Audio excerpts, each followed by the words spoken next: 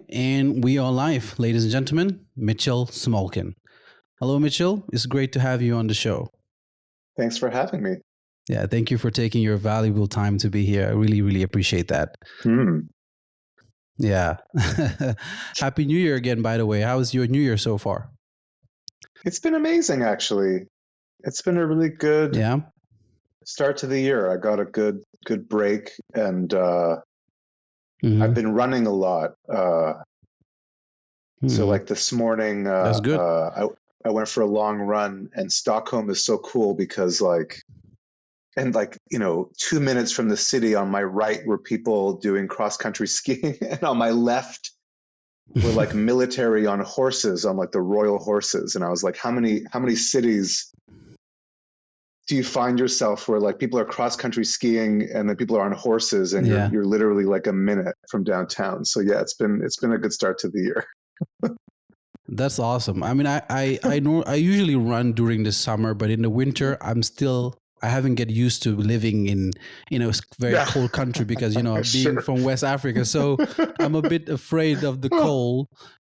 I'm okay with doing cold plunges in the house or maybe at a spa, but like to be outside, it's a little bit challenging for me. Yeah, but that's awesome. How many miles did you run, or should you say kilometers? Yeah. Today I did 11, so I think I might do my second marathon in 4 months in Copenhagen. Oh, that's so dope. I'm ramping up, basically. Yeah. That's pretty awesome. I told myself last year I was gonna do a marathon this year because I turned 31, and I remember telling one of my friends that I want to run a marathon, and he was like, how old are you? I'm like, I just turned 31. He's like, okay, that's why you want to run a marathon, because as you get older. Huh? Do it with me. It's literally the training starts tomorrow. When? So, yeah, when? May 4th. When May 4th. I will try. I will try. I can try to connect with you and do it. Right now, I just I'm taking my parent leave, so I'm gonna be with my daughter a lot. Okay. Because so mine starts tomorrow. So I don't know how I'm gonna find the time to be able to do it, but I'll still reach out to you after this. I'll take your number and see how to, because I really want to get it done this year, definitely. Yeah. Sure. Yeah, man. But it's as I say, it's good to have you. I'm a bit of a fan of you because I've been checking your podcast, Dignity of Suffering, on Spotify. I listened to it. I really enjoyed it. Thank you. I think it gave me a new perspective of some of the things that I've been going through in my own life, and it kind of gave me a reminder, especially that word dignity. In my language, it means actually there's two meaning, I think, but I don't remember the second one. But the first one is called jump, but it's actually jump means courage also, and dignity, but also just I think confidence or something like that. But it's just something our elders used to tell us so much, that wherever you're going, you have to have that. And when I saw your podcast, the word actually kind of gave me a reminder with everything that I'm going through, because sometimes I feel like we forget some of the things our elders tell us, when we travel, when we go pursuing our own journeys and stuff in life, and then we tend to forget that. But your podcast kind of gave me that. I especially the first episode, the introduction, and the one I listened to with I think she's your mentor or something, Charlene, and especially the one with your son also. That was a very, very touching episode. I really enjoyed that, man. Thank you. Yeah, that was cool. I'm glad we have that recorded, him and I. Yeah. And I like your comments about the elders too. But we can maybe delve into that. I'll let you take the lead, but we can. Yeah. No, go ahead. Go ahead. Go ahead. We could kick off with that. Well, I think that and it's really neat to hear you reflect on what dignity means in your language, because sort of I was watching my thoughts as I was thinking about talking to you today, and what came up was how I think that while we seemingly live in a time when there's more focus to talk about our inner experience or the language we have now, that's in everyone's language, depression, anxiety, PTSD, OCD, these sort of casual things that people will say. Someone said to me yesterday in a session, they were like, I don't even know what ADHD means, because everyone uses it. It's my ADD, right? You think of your laundry when you should be studying. It's like, oh, it's my ADD, and I think that we forget that our stories, like we forget that it wasn't. I don't think it was that we couldn't talk about our emotions or our inner lives before. I think that, as you pointed out, that we were talking about them. They just weren't. We didn't know we were talking about them. That you have certain stories you inherit, or a grandparent says something to you. Like, I think of my grandmother talking about getting older and how she was dealing with getting older. There's a great story I think I tell on one of my podcasts about sleeping at my grandmother's house, and we do this and washroom I remember you, waltz. Exactly. Yeah. You were helping her in the bathroom, and yet, I remember the episode. I listened to it. It was really touching, Yeah. There's something like that's, I think when we say mental health, that's it, right? That's the stuff that we carry with us. So I like that. I like that you brought up the elders. Yeah, I know. I mean, we're living in a very different time nowadays. This new generation, and also like this conversation was obviously supposed to happen a while ago, but I noticed that you're not a big fan on social media, because you replied to me in the Christmas time. So, but I totally respect that. Like, people that are mostly not on Instagram, because I try to not be there so much. I remember last year I took a very long break, like a year, and it felt really good. It felt like really, everything else that was going through my life, I was able to focus on it rather than just focusing on this new, what should I call it, like a digital reality nowadays that we're living in this toxic reality. And, so most of the time, I mean, especially in my culture, people don't talk about it a lot, but we spend so much time there. And I feel like it affects so much of our mental health, so much of some of the things we believe in, videos that we're watching every day. And we tend to forget, like we're talking about the elders or whatever our like people have been talking to us about. We now listen to anybody who we can listen to on social media. And somehow it affects, I think, for me personally, actually, it did really affect some of my mental health a little bit. But if you could just talk about that, like, how have you seen this new world that we're living in, this new attention driven culture, this new like validation seeking, like, how has it been? Like, do you see any connection with it, with mental health and all that? Yeah. My son is doing an audition at the end of the month for a drama scholarship for high school. And he's learning a monologue from King Lear, one of King Lear's children, when King Lear is sort of talking about his will. One of his children is a bastard child who was born out of wedlock and is being left out of the will. And so this monologue is about the injustice he feels, and how he's going to try to win back his father's favor.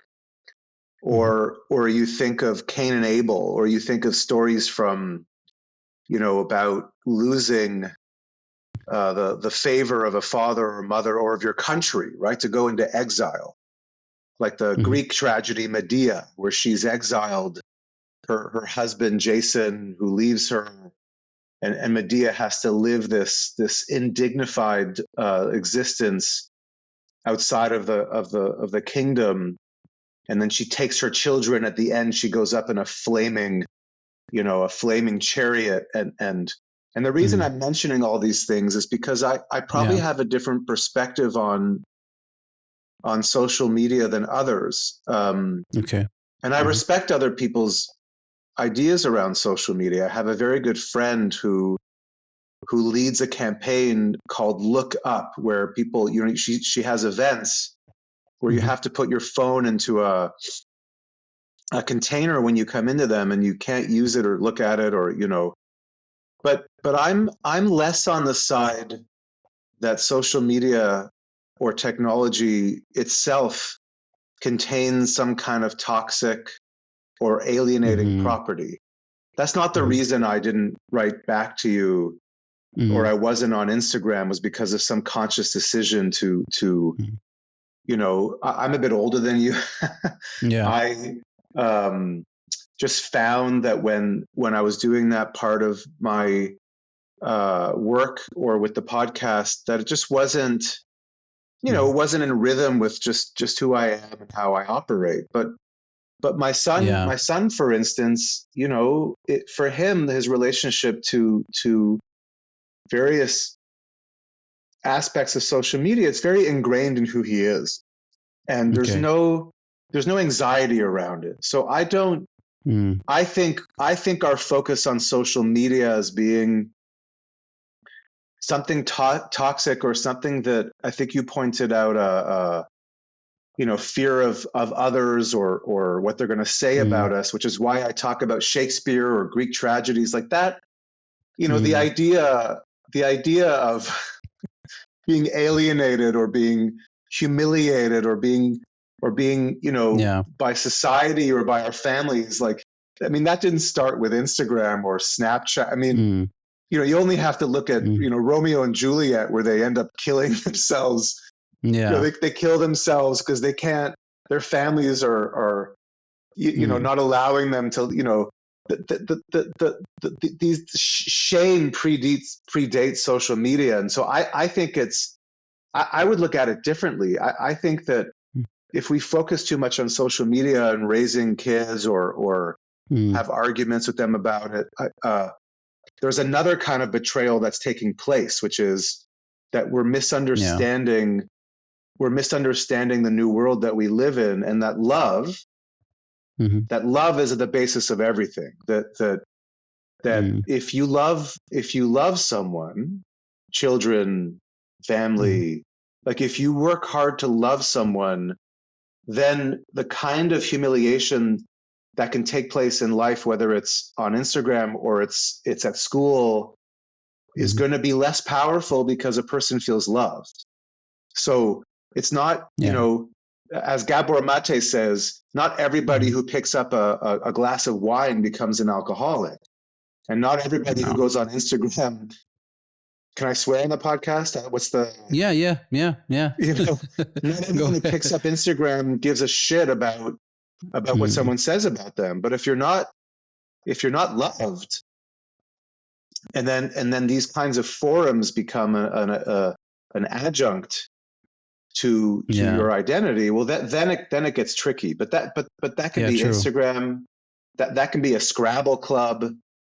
That can be work. That could be a colleague at work. So I'm a bit less concerned with the medium itself. I think how we're treated and the kind of relationship we have with ourselves is more important than because if you may go on to become a programmer, you may go on to become the next George Lucas. If we don't know where things lead. So I'm That's a bit, true. Maybe I'm wrong. Maybe I'm wrong. I see what you're saying. Like you talk about that part of when you were doing your podcast and you realized maybe it wasn't for you. For me, it started it felt like that in the beginning, because when I've been doing this for a year now, and I remember the time I was starting, I didn't have my Instagram. Like there was the time I took it off because it was just very distracting, and you talk about that love, some of that love also, like I feel like as when we're young, there are certain things that when we don't get, and then we grow up,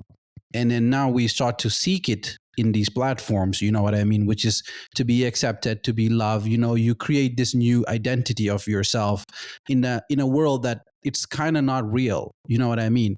So it took some time for me to actually even put my podcast there. I think you were one of the first person that I reached out to on Instagram when I put my podcast there, because I was looking for people around the Stockholm area. Because when I typed psychotherapist and I saw your face, I was like, he looks good. He looks like someone who can talk very, very well.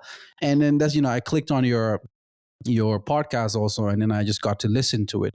But yeah, I mean, for me personally, I don't have issue with social media. I think what you talk about love is just, as I said, when some of us or most of the people that go there, they're lacking something. They're lacking certain type of love, and then they go there to seek it, and then that somehow most of the time leaks to these mental health issues.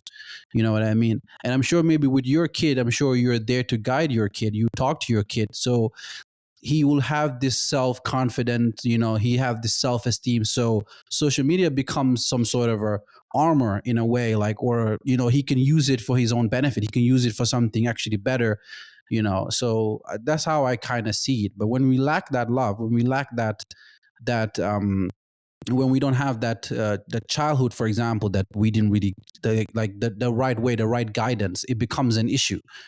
For me, it affected me at a certain point, but I'm trying to take control of it so that for it not to consume me too much, you know not to please people, not to seek certain validation there, to be able to exist in the real world, and not to think about that I need to do that or I need to give these people this. Even with the podcast, like posting all the time, like people always want you to post a certain type of information or to post certain type of thing, and I try not to give people too much, because then I'm not being myself. I'm trying to get out of my way to give people what they want too much. So I guess that's just the way I'm seeing it. Yeah. you know yeah.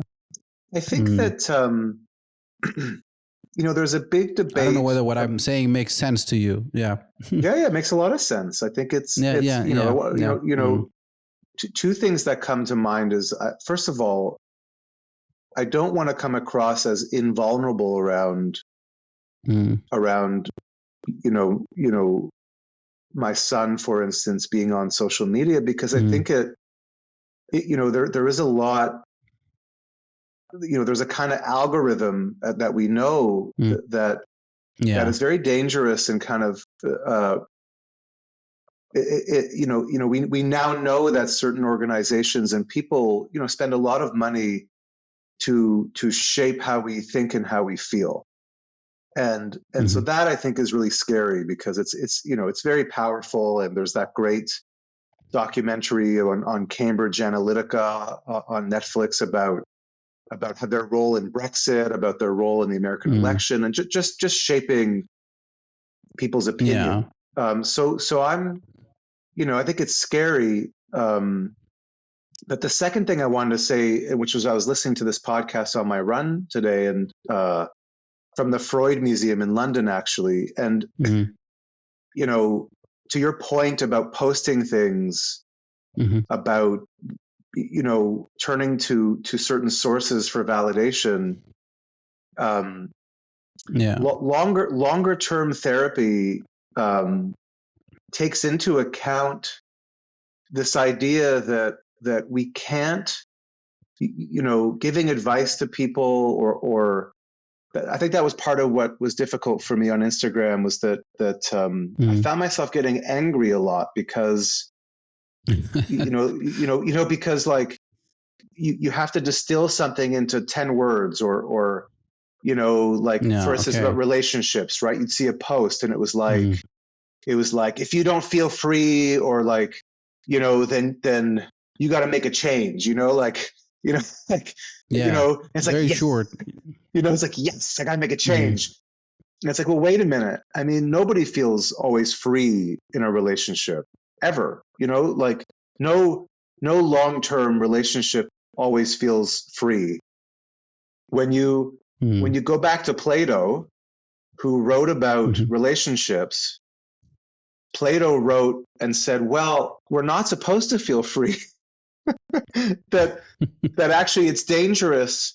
It was dangerous to focus too much on our freedom, because we would all break off our marriage, or that there's something that we have to suffer a kind of lack of freedom in our relationship. So I'm not saying that one shouldn't, like, I'm not making a comment about freedom so much as that it can be a bit crazy making to read these sort of statements when maybe you are feeling very lonely in a relationship, but but like that's not helpful. It's not helpful to have a come to Jesus moment and be like, oh, like I'm blowing everything up in my life. Like, it needs to be more considerate than that.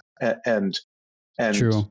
you know, so anyway, I don't know if that holds together, but yeah, no, I totally get what you're saying. Like these short clips that people just cut up and just put there, it just like, you know, with the algorithm also, you might be going through something in your life, and then you scroll around, somehow you just see a video, very 10-second video that just tells you something, and you think listening to that person or listening to that video, you're just gonna go and act on what that person said immediately, you know. So that's why I like listening to, when I see certain short clips, I actually like to find the whole video if it's a 2-hour video, and I go and watch the whole thing, and then I get a different perspective now on what they were even talking about. You see, because now there's a process, you know. So I think that affects most people so much, even when it comes to relationship. I remember just when I met my wife, my algorithm was just getting a lot of relationship advice videos, you know.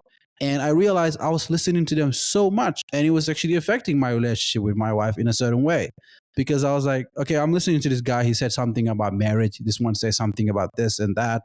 Then I'll talk to my wife and I'll try to put these words into mine to explain to her, and then, you know, it will never work, you know, because it doesn't make any sense, because I'm just taking very certain bits of pieces without going through the whole process, you know, without really being considerate, you know what I mean? Yeah, but on the other hand, it is what it is. I mean, so do it reminds me of there was a famous American psychologist named James Hillman. And he once said that, you know, reading about psychology is like food for the soul.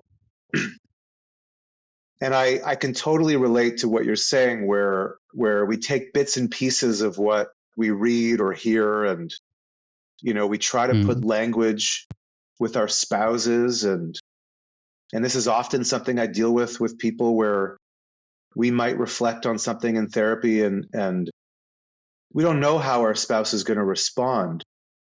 Yeah. But there's a great image from this German philosopher Wolfgang Dietrich, and he says, you know, he says insight is like a knife. Insight is like a knife, you know, that we're like boats tethered to the shore, and every time you have an insight, even if you try to express yourself with your partner, it doesn't work, or they get upset, or they say, stop talking about my mother. you know, even if you get into a disagreement, it doesn't mean that it's wrong, or that it's lost, or you shouldn't have tried, or like you said, that you know, you read something on Instagram, and you know, insight is like a knife, that every time you try, you cut you cut at the knot, at the fabric of the knot, and eventually there's a cut and the boat breaks free, you know, like you don't know when it's going to be, but you cut and the boat launches from the shore and something happens. And so I think it's like this process, which when you're in it, it sucks, right? When you're in a fight, or you don't know what you want to do with your career, or you wake up from a nightmare, you know, like that sucks. But eventually the knot, you know, you cut the last strand of the fabric, and something opens up. And so I don't know. No, I really like the way you put things. Even when I listen to your podcast, you're very good at explaining certain things, even though maybe for you might think that I'm not getting, but I'm totally getting what you're trying to say. But you put it in a very good way. You know, you're very deep into the way that you approach to things, and that's one of the things that I actually enjoy listening to you. Well, thank you. I appreciate that. Yeah. Now, I would just like to take it back a little bit, because part of me doing this podcast I always like to take it back to understand my guests' early memories. You know, I'm, as a professional psychotherapist, I'm sure you know, the early context, the early memories of childhood, that's what kind of shaped us all. And I'm kind of doing this to learn more about people, to kind of just see like how, when the more you talk to people, the more you learn for yourself, and kind of, how do I say it, really, just something that I can put into my own life or in my own journey to, to learn from, I guess. And, you know, because to think as a psychotherapist, like what made you want to help people? Where did it all started? So like if you could just go back to me to those early years, those early memories for me, how was it like for you? You know, there's one moment that kind of sticks out, beyond a moment which, again, I think I referenced at some point in my podcast, where I was sitting with a friend in high school, and she was talking about her breakup, and I just remember this voice that was like, "Oh, I like this feeling of connecting in this way." But the moment that I think is quasi spiritual for me, in the sense that it said something to me about each of us sort of has these turning points or things that affect us, and we don't know when they're going to happen, and we might not even realize it until years later. But for me, it was a book that was on my. We had this bookshelf in our basement when I was growing up, and there where was was this again? This was in a suburb of Toronto, Canada. Yeah. And it was a book by a now deceased public figure in the U.S., Dr. Wayne Dyer. He was, he was a kind of public self-help guru that was, kind of had a Christian bent to him, but millions of people, that was back in the day of CDs and tapes, and had these live shows. And my dad, or I didn't know, I figured it was my dad's book. It was a book called Your Erroneous Zones. And erroneous is a word probably that for many people, if you're not a native English speaker, it's quite specific. It just means, it's a new word for me. Yeah. So it's like, if something is erroneous, it means that it's not really true. So that's an erroneous assumption. It's it's not true that, people people love to talk about Swedish people being, cold and withdrawn, and you could say, well, that's erroneous. It's not really true. Like it's superficial. It doesn't really say very much about the depth or richness of the culture. So that's what erroneous means. And I read this book when I was a teenager, and I get teary just kind of thinking about it. When I was in a lot of pain, and it helped me a lot. I think it was the beginning of appreciating just writing about soul, or writing about how we think, or writing about just the philosophy of the psyche of and then years later, this book came up, I don't know how, with my dad, and he said to me that was the book that saved his life when my father's brother committed suicide, when I was 11 months old. My uncle, my dad's brother. I heard you talked about that. Yeah. And I think that some combination of my own love for and appreciation for what it meant to delve into my own pain, and just slowly built a very organic kind of idea in me that I wanted to work in this profession. Never mind other influences, and eventually having my own therapy, which was instrumental. But I think that, I think that was a big part of that was the moment. Now, I know you talked a lot about your grandparents, your grandmom and your grandfather, like, especially your grandfather during the World War. Like how was that also witnessing his pain and resilience just kind of shape your understanding of, just overall this like personal narrative, the importance of just individual understanding, I was, I get And how old were you goosebumps. at that time? When you like how old were you at that time also? Yeah. Well, I'm gonna tell a story from this week, which I think Mm. will maybe tell the Okay. story from the past, which is that Mm. I was sitting with a couple in my office this week Mm-hmm. who have moved. I won't betray their confidentiality, but they've moved from a Central European country Mm-hmm. with an economy that's not doing very well into they're now in Sweden, and as I pulled the Band-Aid off, one of them just just like as if you took a brick out of a Mm. dam, just Yeah. this intense grief and pain and this intense burden of trying to recreate oneself in a new country and all that he was holding. And like I sat there as he Yeah. wept. Like I'm crying right now, but Mm-hmm. like I sat there as he wept. And eventually his wife went and sat next to him on the chair, and I'm holding his knee and I'm weeping. And I said to myself, like, I'm sitting with my grandfather. I'm sitting Mm. with my grandfather when he was 30, 40 years old in a new country. All his family has died. Yeah. He's doesn't speak the language.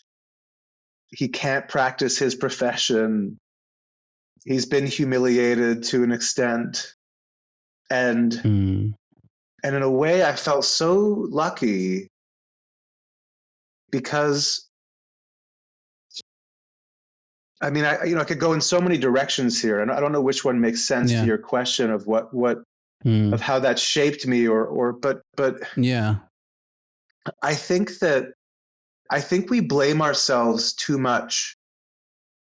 That Mm-hmm. we have checklists about the way that we should be in the world, or Yeah. I'm too this, I'm too emotional, Mm. I think too much, Exactly. and Mm-hmm. I think what really touched me about my grandfather was that he never went to a therapist. I mean, Yeah. he went to the hospital at some point when he had a breakdown, when he couldn't Mm-hmm. practice his profession in Canada, but he never sat in therapy and cried about, like with all these wars going on right now, Mm-hmm. it's a privilege. Like if you're able to sit in the therapist's office once a week and cry, that's a kind of luxury. But so many people right now to True. survive, Mm. it's not helpful to make yourself vulnerable. It's too overwhelming. You have to put food on the table. I mean, we have Mm-hmm. women that don't have enough food to breastfeed for their children right now in these war zones. And so this idea of being vulnerable, or if you're not vulnerable, somehow something's wrong with you, or I think that's what my Mm-hmm. grandfather taught me, that the fact that in his lifetime, he couldn't talk to other people about the loss that he went through, that's Mm-hmm. okay. On some level, Yeah. it was just too overwhelming for him. And it Mm-hmm. was left to other generations to do that, you know? So I Yeah. think in some sense, that's partially how he shaped me Yeah. No, I mean it's like because I lost my father and my brother also, but I feel like in my culture we're taught to not be vulnerable. There's certain things that we have to keep inside of us. Like a man, for example, you don't need to feel this way. You don't need to feel that way. You don't need to talk about your problems all the time. Men don't cry. And I'm overall, like, for me personally, I am an emotional being. But it got to a point where when I share certain things, I feel like I'm burdening the other person that I'm telling to. You know what I mean? It depends on who. Moving here, for me, example, you talk about that couple coming into this new country. Like, I've been living here for the last 3 years. Like, this is where I discovered so much trauma and so much issues that I've been dealing with in my life. Like, being in my home, because it's something that you're afraid to talk about. You can't talk about it because Almost, I would say, as a guy, you're not just supposed to allow to, or people will tell you, oh, everybody's going through the same thing. So, nobody has time to listen to your Sure, bullshit. You know what I mean? sure, So sure, it's always sure. been like that. And it gets to a point where you feel like you burdening other people by telling them these things, or you showing vulnerability, because like that's why in my culture we don't believe in therapy, for example. And I would like to get into that later on why also.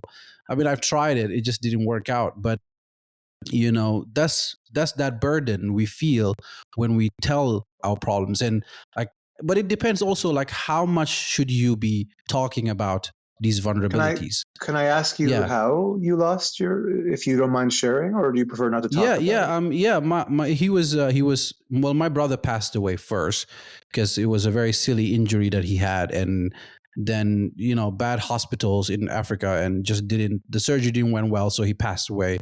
Then that my father kind of carried that, and then it just kind of weakened his heart, and then Oh he passed well, away too. Yeah, so I ended up from the becoming, heartbreak, from the heartbreak. yeah, you can say from the heartbreak, because it was just Mm, very weak heart that he had. After that, he couldn't just process so many things. He was about to sure, retire, sure. and the oldest guy in the house, it's only two of us. It was two brothers. I have five sisters, so I'm surrounded by women all the time. But And your brother yeah, was so older or younger than you? he was older than me. It was my older Older. brother. Yeah, yeah, he was Ah, older than me. So it's hard to talk about, because in my culture now, everything is put to you. sure, Like you're the man now, and you have to, you have responsibilities now, and you're not sure. allowed to show any vulnerabilities or any weaknesses. And the more you show that, the more, I guess, they see you as less of a man in a way, because you're just not capable enough, because you shouldn't have too much emotions. But I guess I will ask you about that. Like, how much, especially for a guy, like how much should you show and how much should you keep inside? Like, how do you balance those emotions to be able to still grow fully and be able to be yourself as a man? You know, Mm, there's another American writer and psychologist. His name is yeah. Donald Kalshed. His books are amazing. His Mm, first book was called The Inner World of Trauma, and his second book is called, I think, Trauma and the Soul. mm, And Donald Kalshed gave a lecture, I don't know, it's maybe 2 years ago now, 3 years ago. And I remember attending it, and he said that he's maybe 75, 76 years old right now. mm, And you have to imagine, okay, this is a very, very well-known, successful American psychologist who teaches all over the world and has done hundreds, if not thousands, of hours of his own therapy, and has helped other people grieve. And he's at the mm, forefront of writing about current thinking and in psychology and somatic work and body work. And so Donald Kalshed comes on to this lecture. He says, I threw my whole lecture out last night. mm. He said he went to see the movie Warhorse, the Steven Spielberg movie Warhorse, with his wife. I have so many And homework, by the way. So many books to read. Now a movie, great. so so he saw this movie Warhorse, and if you haven't seen Mm, it, it's about a story of a soldier and his horse, and they get separated. I think it's the First World War, I think. mm, And it's this very moving story about how at the end of the war, the horse kind of comes back, and I think he sees the horse maybe dying, and mm, Donald Kalshed gets into a huge fight with his wife after the mm, movie, and then they get home, and then he breaks down in tears, mm, and he breaks down in tears because he realizes that night that when he was younger, I think it was his father who took him hunting when he was 3 years old. And until that moment, when Donald was 76 years old, until yeah. that moment watching Warhorse, he never realized the damage that being taken hunting at 3 years old did to him. That it for him at least, this aggressive, act of shooting animals and had robbed him of something within himself, a kind of ability to grieve. And the reason I tell you this story in response to your question is that I asked Donald in that lecture, I said, hey, like, isn't that interesting? Like, here we are all looking for what kind of therapy should we do? How much therapy should we do? How much emotion should we share? How little? What's right for a man to share? You know, and I said, isn't that interesting that on a Wednesday night you find yourself sobbing out of nowhere, and you have this realization about your past. And so the truth is, I don't know, I don't know how much or how little we should or shouldn't share. I think being curious, if we can, like you shared, right? If I understood your story right, that for a lot of people, when they leave the place they're from, it allows them, like switching a lens on a camera, that you change the lens on your camera, and now you're able to focus things in a different way. And that might invite a new opportunity to look at oneself. Whereas if you're in the fishbowl, if you're back home, it's too scary or too painful, or you might end up in jail, right? In some countries, if you are too open, or and so I have a lot of respect. I read a book about doing psychoanalysis in the Gaza Strip. This is even before the more recent war that started in Gaza. And I read a book about doing psychoanalysis there. And what was so interesting about what they said was that therapists aren't encouraging their clients to share their feelings. Like, if anything, a therapist is validating how defensive we have to be, because the therapists themselves are also worried about whether they're going to live or die. And so, on the other hand, like when this man was crying in my office this week, I just sat there and I said to myself, like, thank God this man has a place to unburden himself of the grief that he's carried. Like you wouldn't take it away from someone. Like you wouldn't take away the possibility to share grief, but I also wouldn't demand it if you're in an environment where it would be too much. And certainly we have to stop blaming ourselves that we're not grieving properly, or that there's some recipe. Like going back to my example of Donald Kalshed, that here's a man who's one of the foremost world experts on trauma, and it's a Steven Spielberg movie that somehow helps him have a real totally. So you never know. You never know. Yeah, that's true. Now I want to talk about trauma, because in today's world, like, let me talk about my personal experience first. I know about trauma 3 years ago, and this is when I moved here. I used to hear the word trauma. Oh, you're traumatic. When I moved here, my wife was telling me, oh, you had a traumatic experience. Well, that's when I started thinking about it. Like, what is really trauma? Like, because I went to depression, had anxiety just actually recently after I had my child, but I think that was just normal. But trauma overall, I feel like it's sometimes just misused, the word. Like, people nowadays use it for just when they're just crossing the street and maybe your car was about to hit them. I don't know whether that's a good example, but the word used, oh, I'm just traumatized.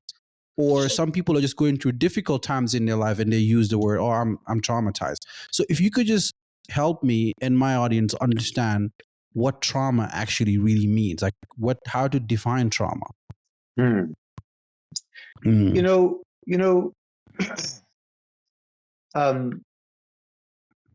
I think on the one hand, I wouldn't take anything away from how language evolves, or if now, as you're pointing out, and I agree with you, that our language has changed dramatically, and a lot of this language is in our everyday language, which it wasn't in the past in many ways. And so I'm careful sometimes because, it feels a bit silly to say, if someone has a hard experience at work or comes out of their boss's office and says, "Oh my God, that conversation was so traumatizing," in some ways, I say to myself, look, to each their own. Like if that's how one processes their experience, it feels a bit intrusive that I have some kind of ownership about someone else's language or on the other hand, I have opinions about it, but I just want to make the caveat that I'm not so much saying this because I don't think people have the right to their own language or their own experience and fair enough. I mean but maybe the danger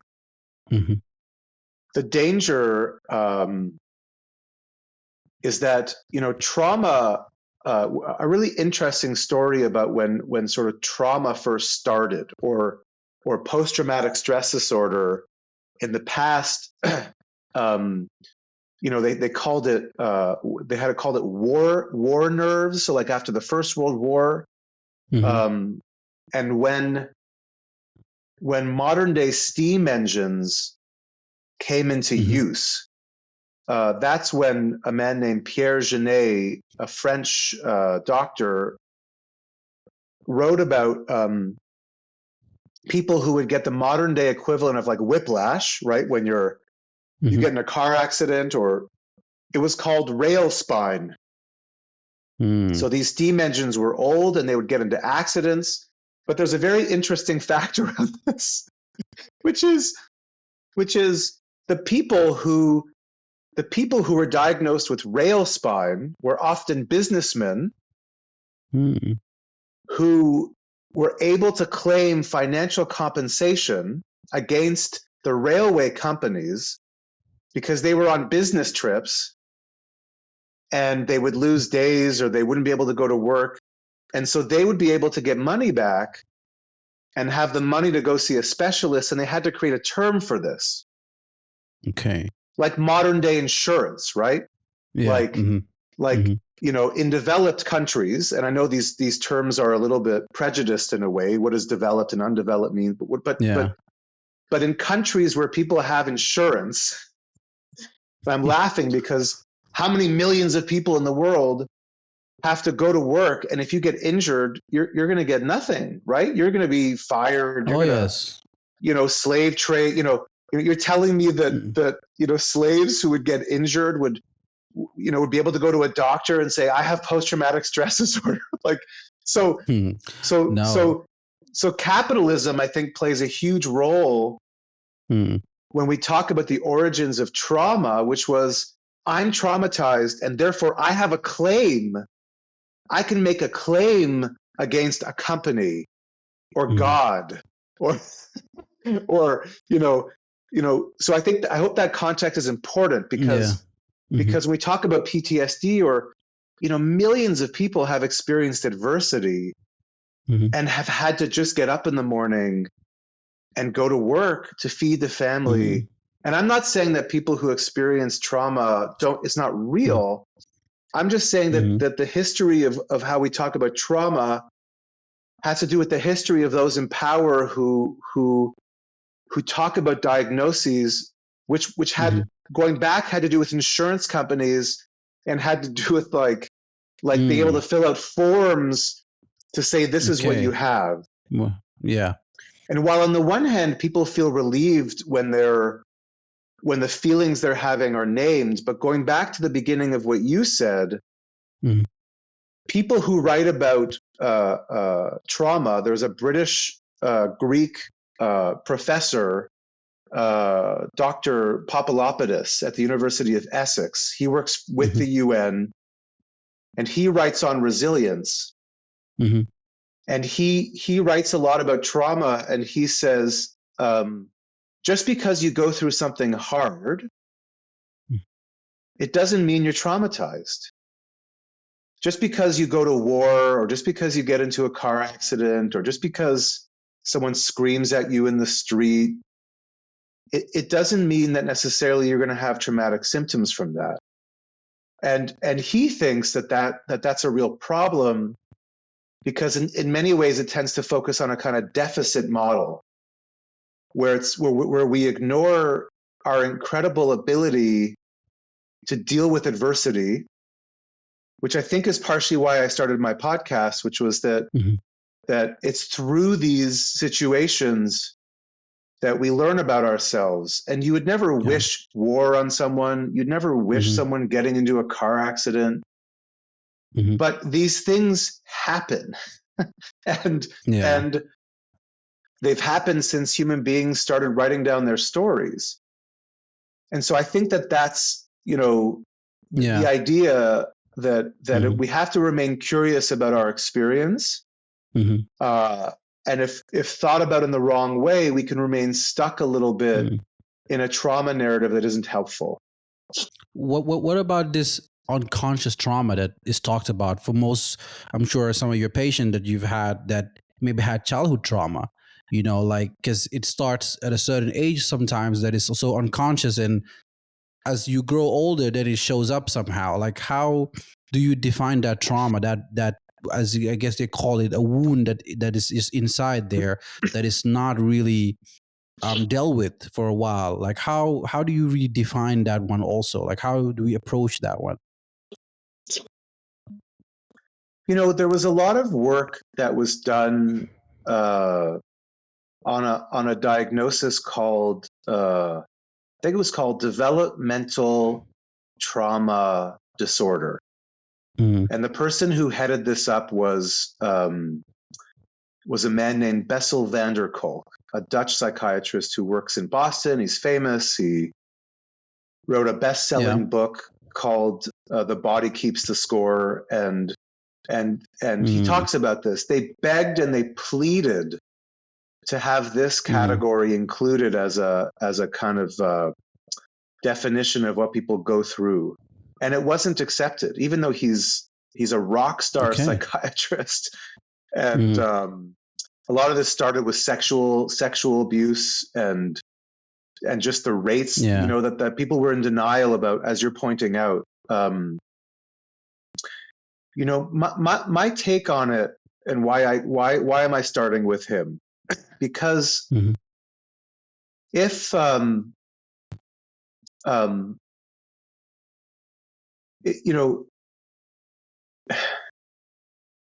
have a home where we experience safety, I think a lot of things have to come together. A lot of things have to come together in a society for, we're very privileged. Those of us that live in a country like Sweden, for instance, there is still a very high trust in government. There's still a very high trust in government, even though we're experiencing an identity crisis here because the country has changed dramatically and the political situation's tricky, and a lot of people don't feel connected to Swedish society, especially as you're pointing out, you don't have to come from a war-torn country to experience trauma. I have a lot of people I work with who grew up in Sweden who were abused growing up. And so I don't want to make some stupid comment that, it's, you have to come from a civil war. There's lots of people that grow up here, but it can come from anywhere. You can come from anywhere. I think I heard Dr. Gabriel. Sorry, I didn't mean to cut you off. Even Dr. Gabriel Mate, in one of his lectures, talk about just a mother's holding a child or maybe neglecting a child that don't want to pick up the child. That can even cause some sort of an unconscious trauma in a way to make the child feeling like maybe they're not wanted or something. Like it could be as little as that. You know what I mean? So 100%, right? So on the one hand, which I work a lot at as a father and think about, and you're right? That there's an idea which I love, which is called optimal frustration. It's a term by a man named Heinz Kohut. a man who created something called self-psychology. And he said, look, there are red lines in the sand in terms of what is sort of good enough development. When we experience loss when we're very young, that makes it very hard growing up to experience disappointment. But let's take someone like Gabor Mate, for instance, who talks a lot about his own being born in Hungary during the Second World War, and he talks a lot about the effects that had on him, right? And then you think about someone like Gabor Mate, who now has given the world so much in his writing, in the movie he made, The Wisdom of Trauma, in the interviews he's now giving about the war in the Middle East. And so there's this interesting kind of connection between, on the one hand, the facts that you're pointing out, which is that 100% we have to work hard as we can to make sure that children are safe, that children have room to express themselves without the adults or society around them being violent towards them. Because if we can't preserve that, then I think the human race is going to eat itself, which is what we're seeing right now, right? Which there are, the philosopher Zizek, Slavoj Zizek, says, look, we have 4 or 5 existential threats that are facing the world right now. And I think a lot of it has to do with, like, can we nurture children to experience love so they don't grow up to have to become violent to protect themselves? On the other hand, there's something about our traumatic experience growing up which makes us who we are. Makes us who we are. We all have our quirks. We all have foods we don't like to eat. My wife talks about she doesn't like eggs because at some point at school they made her eat like 5 eggs, and from that point she doesn't eat eggs anymore. Or my son, I've had those. Right. like I've had some foods that I just don't like because I went to boarding school, so they used to force me and beat me to eat it. So I just can't take it. I just don't like it. Right. Yeah. And of course we could say, shit, like that's not good. Like, that's not good to go to boarding school and have people force eat food. And if you could go back in a time machine and stop these people, then we would of course do that. On the other hand, like a sculpture, we all have our wounds from like the past that kind of like that make us good enough people in a way, because we all have stories, And so my son the other day came to me, and my son can't burp. It sounds silly, but my son can't burp because when he was 7 and he was at school, he got food poisoning, and my wife and I were both working, and it took us 2 hours to get to school. And by the time we got there, he was really sick. And so going back to that time in his life, he became scared that if he burped, he would vomit. And I remember as a parent, when he told me, oh, I can't burp, my brain went, oh my God, I got to find a hypnotist and maybe a therapist to get to the bottom of why he can't burp. I've failed him. And then I was like, oh, right, my brother, my real brother, he can't sneeze. Wow. My brother closes his nose when he goes to sneeze. I don't even remember why. Some time when he was, and then a part of me calmed down, and I went, oh, is that the worst thing in the world, that my son probably when he grows up will have a weird relationship to burping? Like is that like, can we live with these things? Like, like of course we can live with these things, right? Yeah. So I don't know if that makes sense, but there's a kind of dignity in like just you don't have to get to the end. Yeah. Accepting what can we live with. Yeah, exactly. But obviously too, you have some of these, like I talk about, those unconscious trauma, whether they're physical or even in like mental trauma that's just in there. And as you reach a certain age, like for example, in my in my experience, like reaching at a certain age, like 30, 31, and you realize, oh shit, like there's just something that's been there. There's that wound that's been there that has not been closed. And of course, this leads me to like another question, which is the healing part, right? Like, which is also used so much nowadays, like time will heal, or I am self-healing. But it's something that's been taken out of context, or a lot of people don't really understand. Like, how would you define that also, like to really come out of those like most tough traumatic experiences that maybe you don't want to live with, or it's hindering your growth in a way, you know?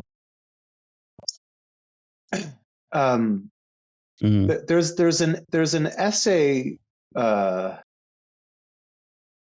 by a man named Erich Fromm, Mm-hmm. who was a famous German psychoanalyst and writer. He was part of a group called the Frankfurt Group around the Second World War.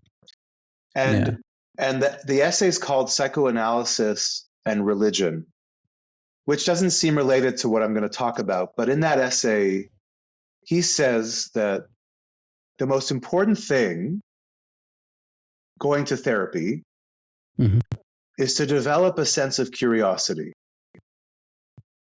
And so for me, answering your question or thinking about your question,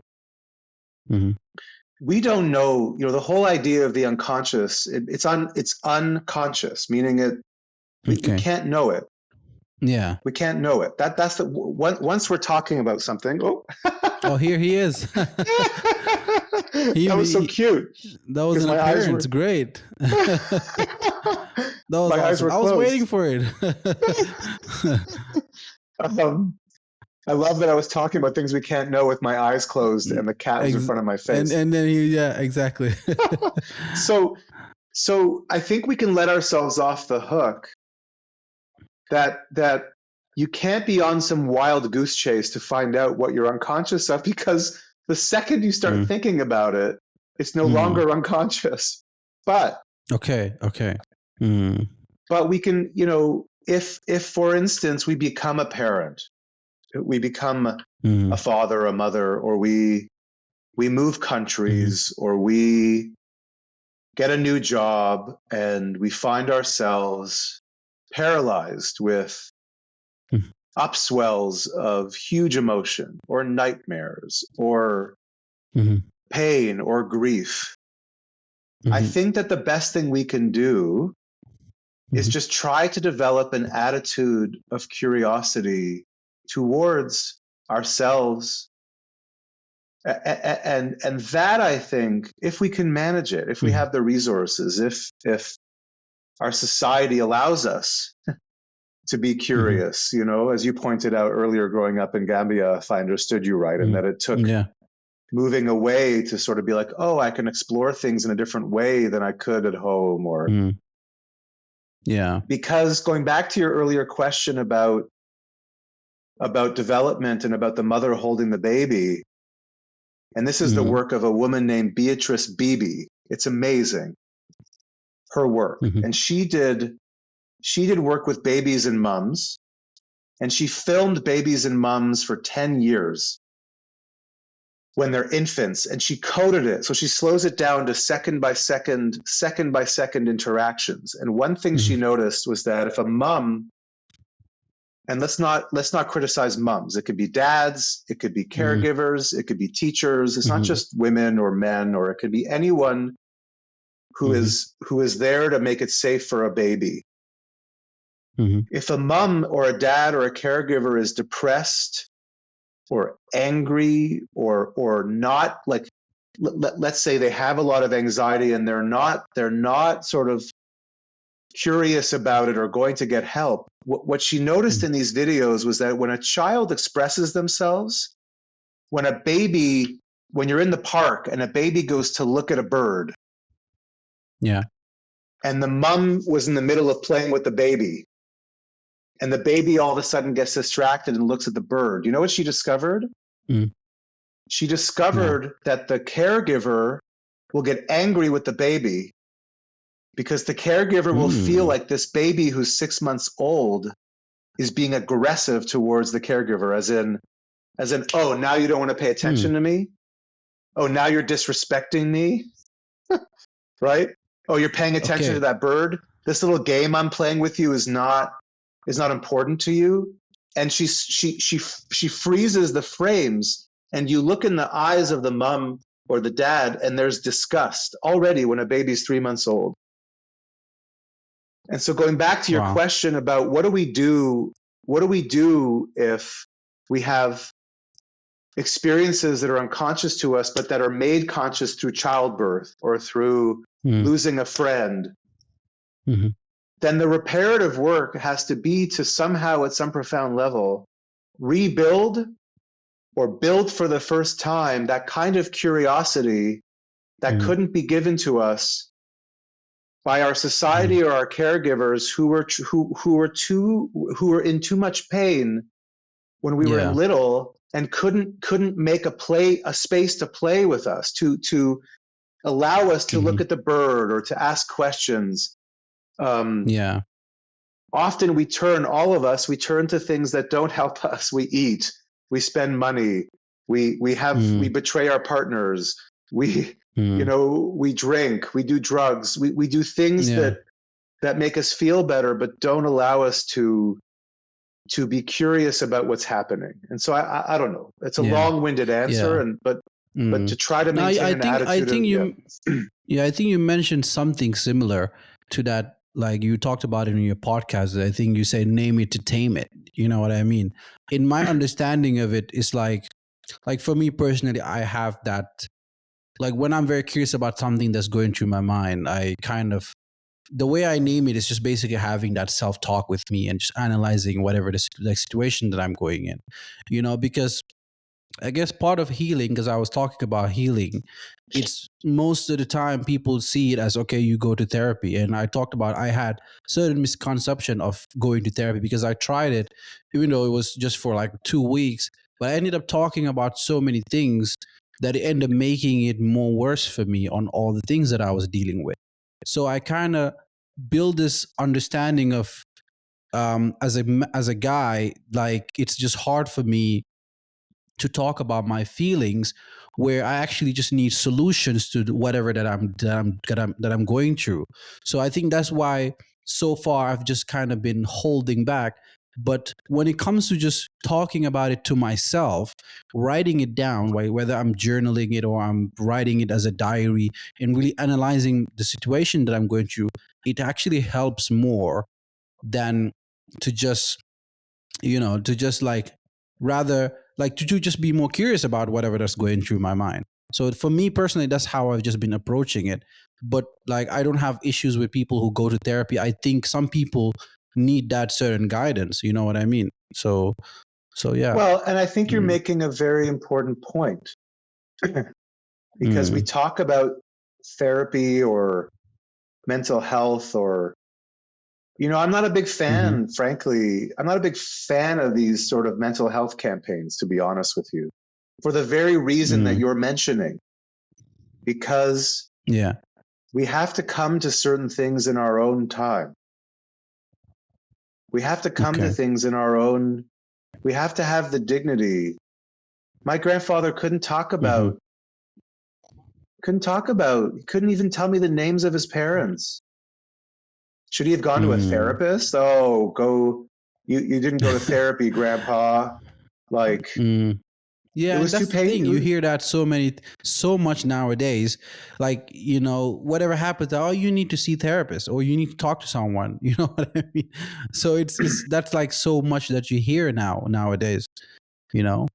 There's Yeah. lots of people that have come to my practice who either we've only had a few sessions or it doesn't work Mm. or the rhythm isn't right. I mean, I've had lots of people that I've met with for close to 15 Mm-hmm. years, but I just think we have to come to things on our own time, and obviously if people are being hurt, Mm-hmm. right? Obviously if we realize we are hurting our children or we're hitting our children or we're Mm.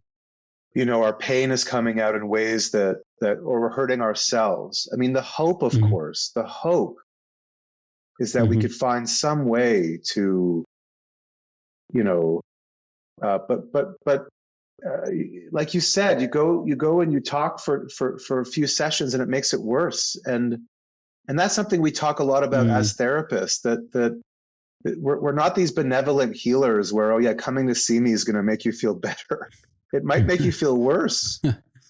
And somehow we have to be ready for that. And somehow it just makes sense. And I've had a number of people come to me and say, it's just too much. I can't do this right now. And I'm like, yeah, that makes sense. I think now I'll be able to handle it more than when I did before, because then I was running away from, I couldn't name anything. I couldn't use that language that you talk about to That's actually name out these things.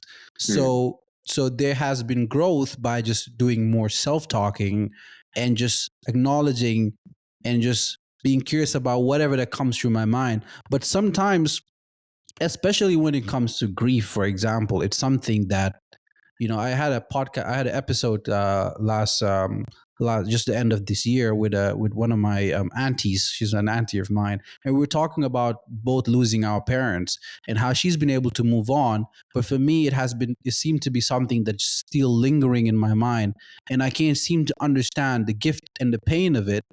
And then I was listening to Matthew McConaughey in one of his podcasts talking about, like, if this thing is just bothering you and it's just kind of not helping you to get to where you want to get, you just kick it in the curb.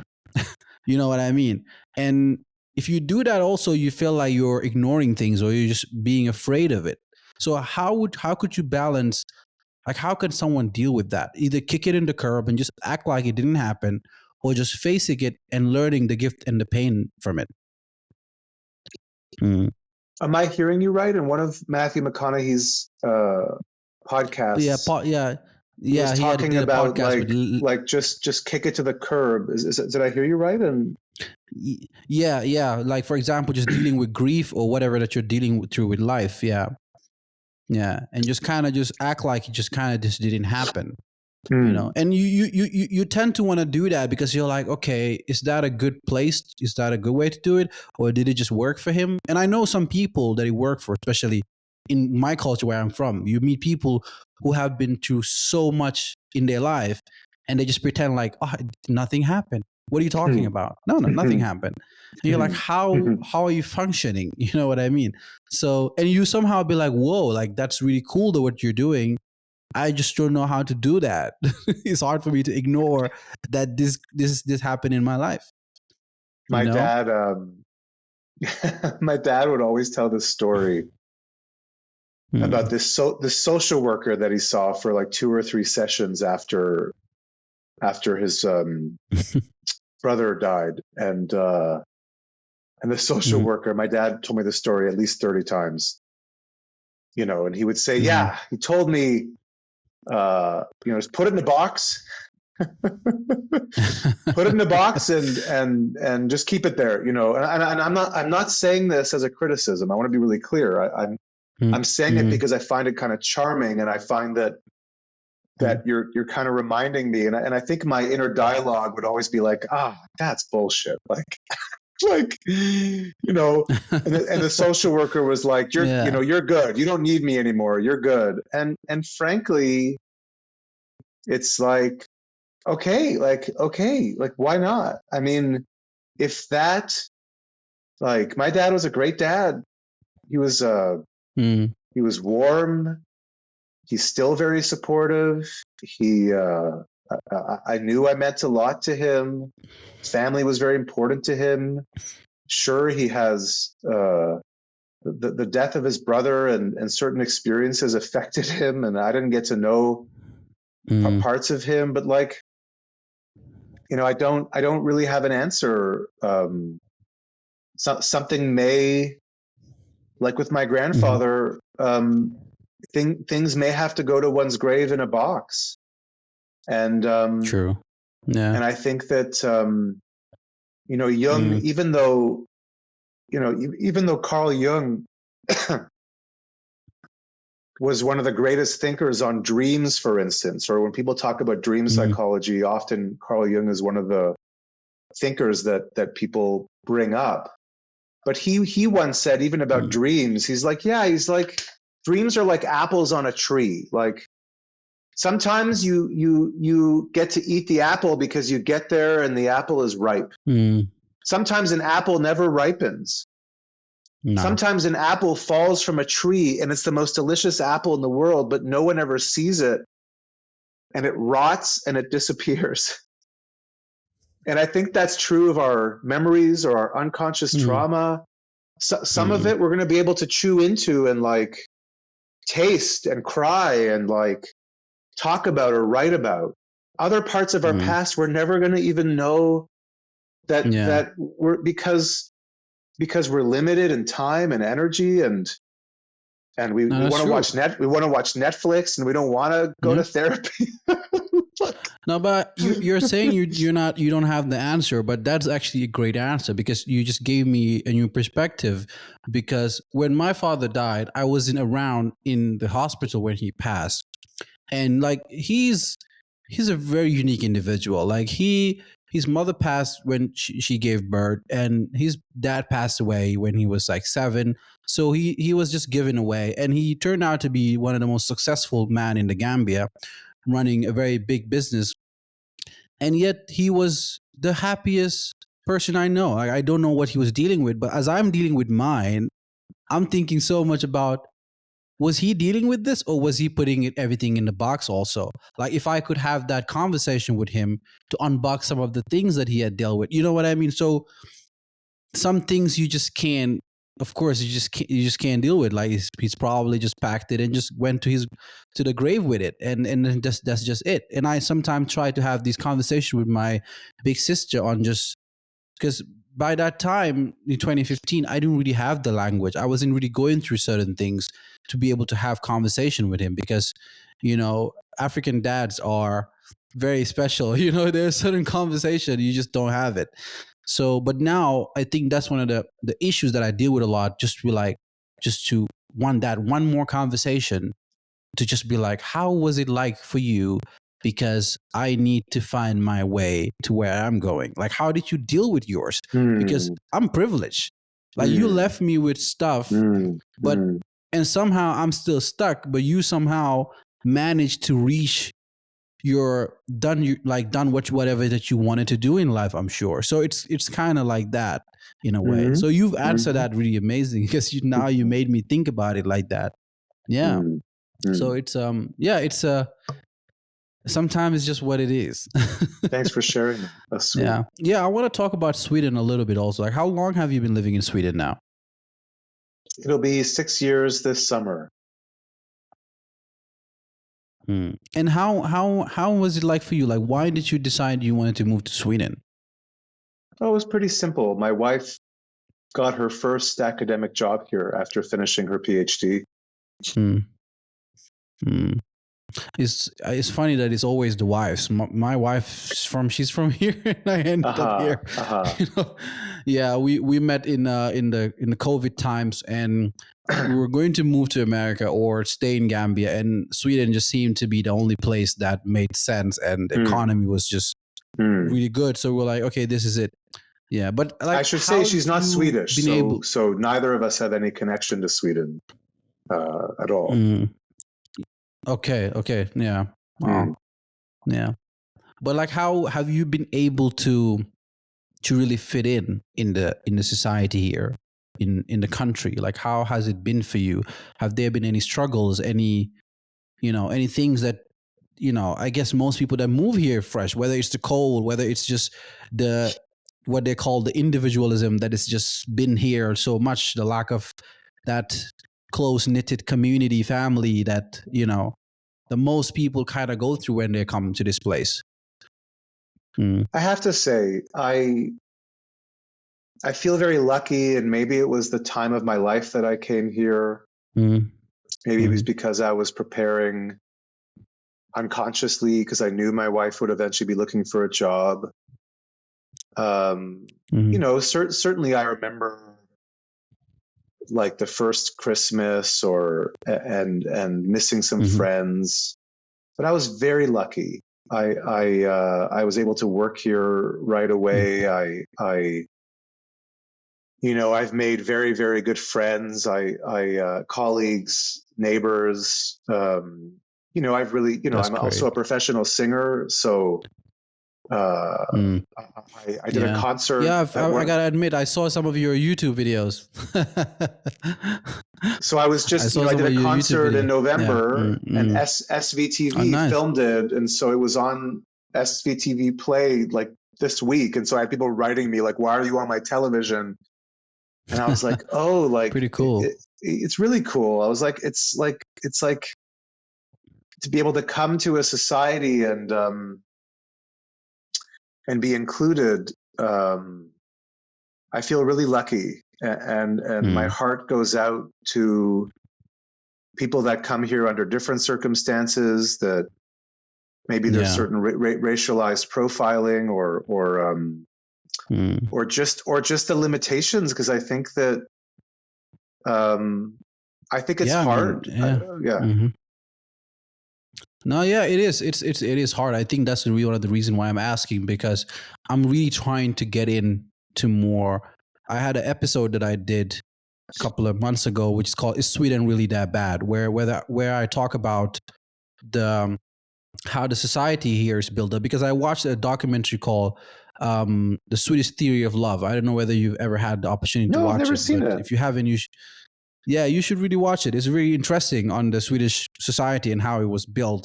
And that kind of gave me a different perspective of just how everything, with their ideology and values. And it just kind of made me accept it, because in the beginning I was fighting it a lot and didn't really want to be here. And from my culture, I didn't really see any role models, anyone who was coming here really thrive and doing good. As for you, you're giving example in yourself and how you've been so lucky. And so coming here, having a child here now, my child is going to be part of this country for such a long time, like forever. And I want to not fight it. I want to be part of it. But it gets really hard when you talk about the profiling and all these things, and be able to the limitation, and figuring out how to just you know find a balance and be able Sure. to What's actually their name? accept it What's your in a child's way. name? Her name is Imani. Imani. And Yeah, how yeah, old? You said like Imani. she's young, right? Yeah, she was born last year in November, so she's Oh one wow, and two two months months now. old. Yeah, yeah. Oh, you mean Yeah, no, November no, yeah, 2022? yeah, Okay, like, yeah, 2022, yeah, okay, okay. yeah, yeah. So want to just kind of show her positivity, that I want to be around, I want to be here, I want to be part of her world, because in my culture, most of the time, people, they have kids, and most of the time they don't want to be here. They end up going back home to Africa, and I understand that, because they've been fighting a battle that is very hard to fight. They can't do it, on their own. So I'm fighting the same battle in a way, but I'm hoping to change that, for her at least. So yeah, It's a very real thing. It's a very real, yeah, again, um, my wife and I came here, already at a pretty mature time in our life. true. It's mutual in a way, and it's close, right? The culture in some ways is very close to the Mm, climate, and but a lot of people, I talk to a lot of people who carry difficult feelings, mm-hmm, and one of my teachers when I moved here, when I talked about the guilt, said something to me that has always stayed with me, and he said, mm, when we feel ambivalence, mm-hmm, or we don't, maybe we don't like where we are, or yeah, he said, um, it tells us how important things are. It mm-hmm, reminds us that our relationships are important. It reminds us of what we love. It's the friction and anxiety that we feel. It's not because something's wrong. mm-hmm, It's a signal of the meaning of something, of how important it is. yeah, Even when you mentioned earlier about wanting to have another conversation with mm-hmm, with your dad. I remember driving to I don't know why this memory comes up, but I remember driving to my grandmother's funeral. I'm not sure if I've told this story or but I was on the highway and I remember there was traffic and I got anxious. And then I remember my grandmother, she was dead, but she was as if she was right there. And she was laughing and she's like, why are you rushing to my funeral? She was you never know. Maybe she was actually there spiritually. You never know. She just was she's like, don't worry about it. Just, just slow down. And, the teacher I was talking about, he wrote a book in the 70s called Greeting the Angels about loss.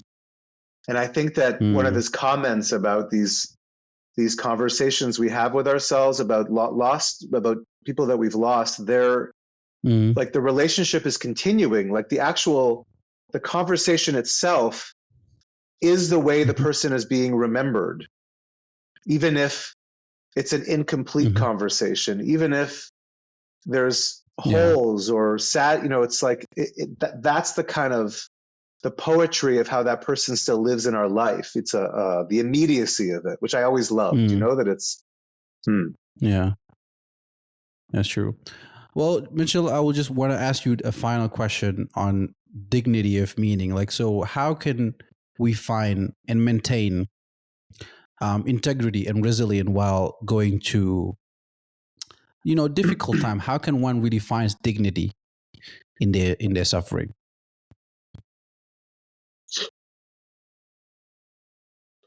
The first thing that comes to mind, which I'll just sort of share, since again, I don't know if I have an answer, is the philosopher Martin Buber, who wrote a book called I and Thou. And the I and Thou refers to our relationships with people, with objects, with our animals. And Martin Buber wrote about relationships. One of my podcasts is with a scholar of his work, a man named Dustin Atlas, who's a scholar of Martin Buber's work in Canada. And Martin Buber scratched his head and he said, we're always going in and out of connection. We're all, there are, like my teacher says, life is an equal measure of success and failure. And Martin Buber talked about how when we're disconnected from our partner, from our children, you have a baby, but you don't want to be with the baby. You want to go out with your friends, or you're too tired. The baby wants to play. And it's like an awful feeling when you're like, oh, I don't want to be with you right now. But you're my kid.